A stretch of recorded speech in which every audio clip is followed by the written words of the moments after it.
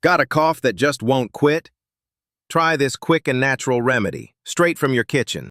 Mix lime and honey and you'll never visit doctor again. Step 1.